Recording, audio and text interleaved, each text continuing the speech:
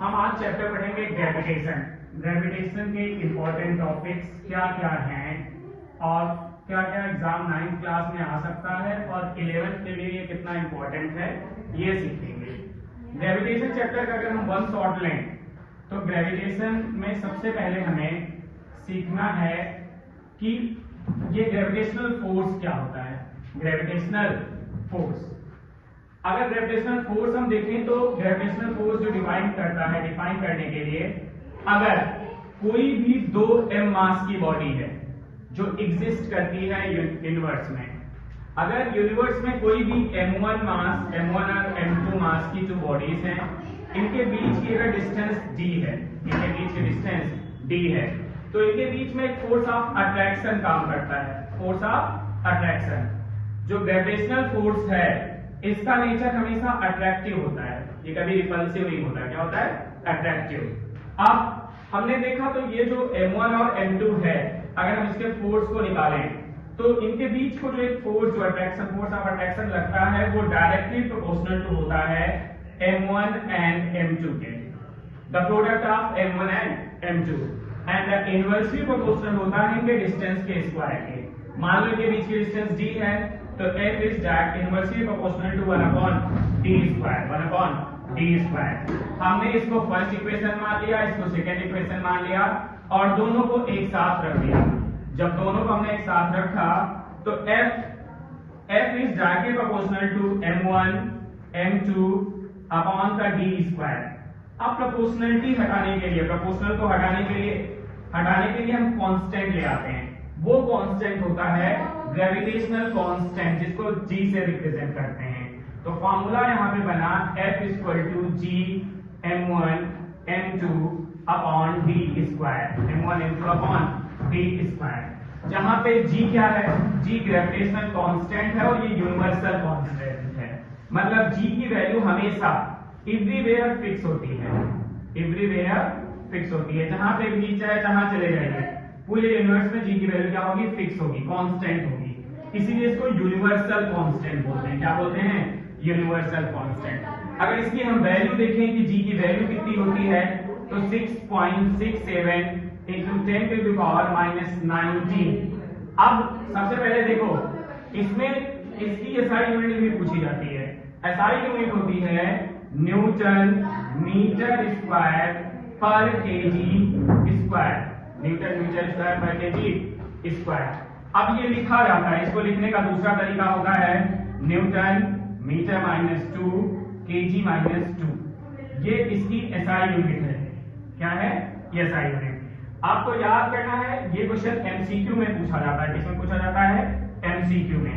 अगर MCQ बनेगा तो g की वैल्यू पूछ सकता है या g के SI यूनिट क्या होती है ये पूछ सकता है।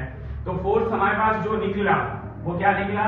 F equal to g m1 m2 upon d square.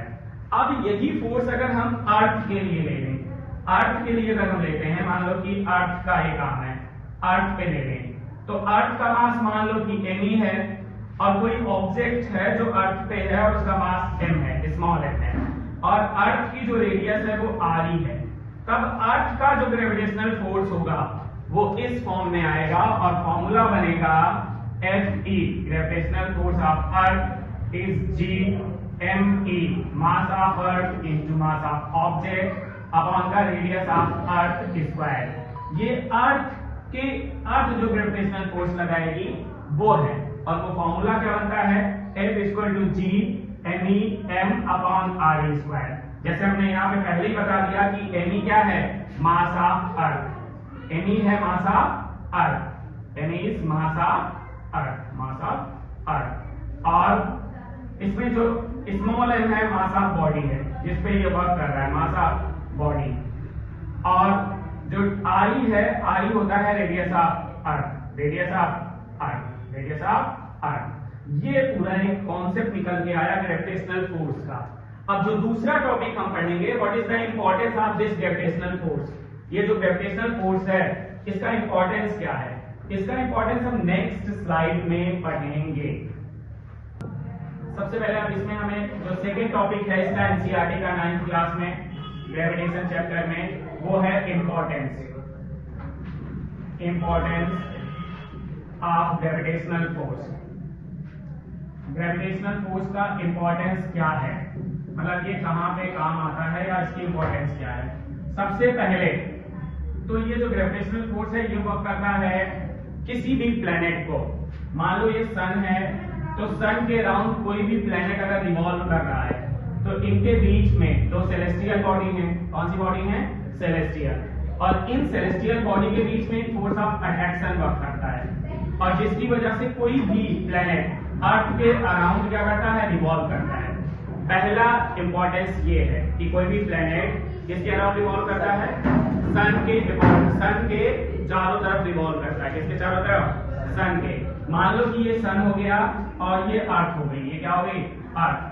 तो अर्थ को सन से जो बाइंड रखा है, जो फोर्स जो चारों तरफ रिवॉल्व करने में हेल्प कर रहा है, वो ग्रेविटेशनल फोर्स ही है। क्या है, ग्रेविटेशनल फोर्स। दूसरा इसका एग्जांपल होता है कि अर्थ जितने भी प्लैनेट्स हैं सबके कुछ सैटेलाइट्स होते हैं।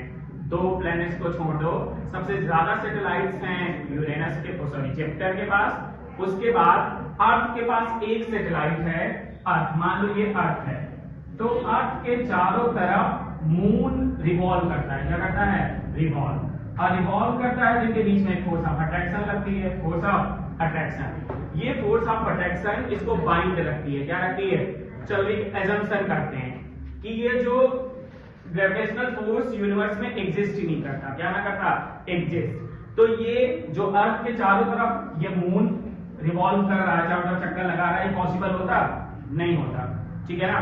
जैसे सन के चारों तरफ जो प्लैनेट्स हैं चक्कर लगाते रहते हैं, वो पॉसिबल नहीं होता, ये हैंगिंग फॉर्म में होते हैं। कहीं अर्थ यहाँ पड़ा हुआ है, सन यहाँ पड़ा हुआ है, ऐसे चारों तरफ से जैसे स्टार्स बिखरे हैं वैसे बिखरे हुए होते हैं, लेकिन इनके बीच में एक फोर्स वर्क कर रहा है, ग्रेविटेशनल फोर्स, जिसकी वजह से ये चारों तरफ रिवॉल्व करते हैं। तो दो इंपॉर्टेंस हो गया। तीसरा इंपॉर्टेंस ये है कि जब टाइड्स आती हैं ओशन में या सी में, बड़ी बड़ी लहरें ऊपर तक जाती हैं, वो due to the gravitational force ही होता है, due to the gravitational force. तो तीसरा इंपॉर्टेंस ये हो गया। मेन तीन इंपॉर्टेंस है जो आपको sun, all the planets revolve around the sun due to the gravitational force, and the moon revolve around the earth due to the gravitational force, and tide भी किसकी वजह से होते हैं, ग्रेविटेशनल फोर्स की वजह से। अभी जनरली 2 नंबर का क्वेश्चन पूछा जाता है, 2 नंबर में 3 पॉइंट्स हमें इनफ है, चाहे बोर्ड्स में लिखना हो चाहे कॉपी में लिखनी हो, 2 मार्क्स में 3 पॉइंट्स लिखने हैं कम से कम, जितने नंबर का पूछा जाए उससे एक ज्यादा, ठीक है ना, समझ पाए। तो ये इंपॉर्टेंस हो गई, ये क्या हो गई, इंपॉर्टेंस। अब जो दूसरी चीज है, हम तीसरा टॉपिक कवर करेंगे, अर्थ का जो 2/3 पार्ट है, ठीक है ना, वो क्या है, वाटर बॉडी है। क्या है, वाटर बॉडी। अब मैंने बोला कि ये जो ग्रेविटेशनल फोर्स वर्क करेगा, ये ग्रेविटेशनल फोर्स हमेशा बिगर बॉडी के लिए वर्क करता है, छोटी बॉडी के लिए नहीं करता, और ये वीकर फोर्स है। अगर पूछा जाए कि gravitational force is a weaker force और द स्ट्रॉन्गर फोर्स, तो it is a weaker force. ये बहुत कमजोर फोर्स है, मतलब कमजोर का मतलब वीकर फोर्स है, और सबसे ज्यादा अर्थ पे अगर कवर करता है वाटर बॉडी है। क्या है, वाटर बॉडी। अब जब वाटर बॉडी में, अब इसमें वाटर में जब ग्रेविटेशनल फोर्स लगता है तो ओशंस से बड़ी बड़ी लहरें ऊपर की तरफ जाती हैं, फिर नीचे की तरफ गिरती हैं। ये जो टाइड्स हैं ये किसकी वजह से होती हैं, किसकी वजह से होती है बेटा, ग्रेविटेशनल फोर्स की वजह से, ग्रेविटेशनल फोर्स। तो ये इसका इंपॉर्टेंस है। अब तीसरी चीज जो हमारे पास पढ़ना है वो रिलेशन बिटवीन में समझ आ रहा है कि वो वीडियो, हाँ, जो तीसरा टॉपिक हमें पढ़ना है और खूब पूछा जाता है, ये पूछा जाता है relation between capital G and small g, capital G and small g, capital G and small g. सबसे पहले अगर हम देखें कि मान लो कि ये अर्थ है, ये क्या है, अर्थ है, तो अर्थ का मास कितना होगा, m, और मान लो कि कोई एक बॉडी है, कोई ये क्या है, बॉडी, जिसका मास m है, जिसका मास क्या है। अब इस बॉडी में कोई भी ऑब्जेक्ट अगर बॉडी है तो इसको ग्रेविटी से अपनी तरफ खींचेगा क्या, अर्थ, ठीक है। मान लो कि ये इस पे जी ग्रेविटी वर्क कर रही है, कितनी ग्रेविटी वर्क कर रही है, तो इनके बीच में मान लो, और अर्थ की जो रेडियस है वो आरी है, रेडियस ऑफ अर्थ आरी है। क्या है, आरी। अब इनके बीच में रिलेशन करने के लिए हम सबसे पहले फोर्स देखना पड़ेगा। क्या देखना पड़ेगा? फोर्स। दो ऑब्जेक्ट हैं, पहला अर्थ जिसका मास क्या है me, दूसरा कोई ऐसी ऑब्जेक्ट जिसका मास क्या है m है। इनमें ग्रेविटी क्या इस फोर्स को, इस मास को ग्रेविटी से अर्थ अपनी तरफ खींच रही है। तो दो काइंड ऑफ फोर्स होंगे। कितने तरीके के फोर्स होंगे? एक फोर्स लगेगा जो F होगा g की वजह से mg, F इक्वल टू कितना mg, F इक्वल टू कितना हो गया mg। और दोनों पे एक यूनिवर्सल ग्रेविटेशनल फोर्स दूसरा वक्त करेगा जिसकी वैल्यू होगी mass of g, capital G, mass of earth into mass of object upon का रेडियस ऑफ अर्थ का स्क्वायर। ये दूसरा फोर्स वर्क कर रहा है। क्या कर रहा है? दूसरा फोर्स। अब दोनों तरफ एक ही फोर्स वर्क कर रहा है। अगर लेफ्ट हैंड साइड इक्वल है तो राइट हैंड साइड भी क्या होगी? इक्वल। जैसे एग्जांपल में देखो, जैसे कि x इक्वल टू 4 है और y इक्वल टू 4 है, दोनों आपस में बराबर है, तो ये भी आपस में बराबर होगा। तो हम कह सकते हैं x इक्वल टू क्या होगा? y। x इक्वल टू क्या होगा? y। इसी तरीके से F इक्वल टू mg है, F equal to g m upon r square है। Therefore form the equation first and second। First and second से हम इन दोनों को इक्वेट कर लेंगे। mg इक्वल टू हो जाएगा g me m upon r e square. अब देखो मास दोनों तरफ है तो दोनों तरफ का मास हमने कैंसिल आउट कर दिया। अब बचा क्या? ये small g equal to capital G mass of earth upon का रेडियस का स्क्वायर। अगर आप इसको इंटरप्रेट करते हैं, ये formula, this is the relation between capital G and small g। अगर इस फार्मूले को जरा ध्यान से देखो, ये जो फार्मूला है, इस फार्मूले में आप देख रहे हो कि केवल g आ रहा है। g मतलब g me अपॉन का re स्क्वायर, और ये सब कुछ फिक्स है। ग्रेविटेशनल की वैल्यू भी फिक्स है, मास ऑफ अर्थ भी फिक्स है, रेडियस ऑफ अर्थ भी फिक्स है। तो जब हम इसको कैलकुलेट करते हैं इसकी वैल्यू पुट करके, तो जो g की वैल्यू आती है वो 9.8 मीटर पर सेकेंड स्क्वायर आती है। क्या आती है? 9.8 मीटर पर सेकेंड स्क्वायर। जो ग्रेविटी है जनरली काइंड ऑफ एक्सीलरेशन है, काइंड ऑफ एक्सीलरेशन। कोई भी चीज ऊपर से जब नीचे गिरती है तो वो उसकी स्पीड या वेलोसिटी बढ़ती जाती है। उसका रीजन ये है स्मॉल g। उसका रीजन क्या है? Small g। समझ गए? रिलेशन हो गया। अब इस फॉर्मूले को फिर से अगर देखो तो इस फॉर्मूले में कहीं भी किसी भी ऑब्जेक्ट का मास नहीं आता है। आया इसमें मास ऑफ क्या आया? अर्थ आया, रेडियस ऑफ अर्थ आया। ये ऑब्जेक्ट जो है, ठीक है, इस ऑब्जेक्ट का मास नहीं आया।